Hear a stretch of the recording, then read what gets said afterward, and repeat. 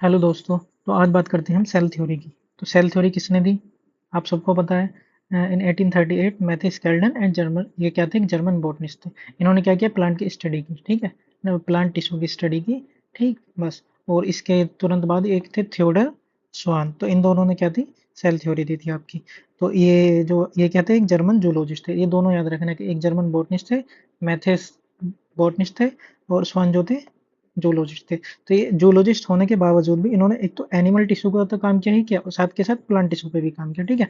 तो इन्होंने जब एनिमल टिश्यू पे काम किया तो इन्होंने देखा कि एनिमल सेल्स के जो आउटर मेम्ब्रेन होती है उसे हम प्लाज्मा मेम्ब्रेन कहते हैं। एक थिन मेम्ब्रेन होती है जिसे प्लाज्मा मेम्ब्रेन कहते हैं। और साथ ही में जो प्लांट्स का एक यूनिक फीचर होता है कि उनके पास एक सेल वॉल होती है। ठीक है। उनके सेल के सबसे आउटर एरिया में एक सेल वॉल होती है। ठीक है, एक ही यूनिक फीचर होता है। ये किसने बताया? ये बताया आपका स्वान ने, थियोडर स्वान। ठीक है। ठीक है, तो इन दोनों ने मिलके जो एक थ्योरी प्रपोज की वो थी, Schwann propose the hypothesis that the bodies of animal and plant are compose of cell and product of cell.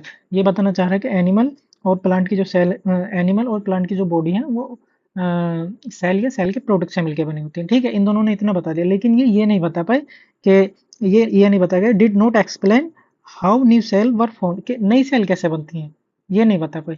तो इसके बाद क्या रोल आता है, उसके बाद आता है रोडोल्फ विर्चो 1855 में। ठीक है। तो इन्होंने सबसे पहली बार एक्सप्लेन किया कि जो सेल डिवाइड करती हैं और फिर नई सेल बनती है। तो इसी को इन्होंने बताया ओमिनस सेलुला ई सेलुला। ठीक है। तो यही था hypothesis Schleiden Schwann to give the new theory final shape. तो all living organism composed of cell and product of all living pre existing cell. तो बस ये प्री एग्जिस्टिंग सेल है, ये दो सेल बनेंगे।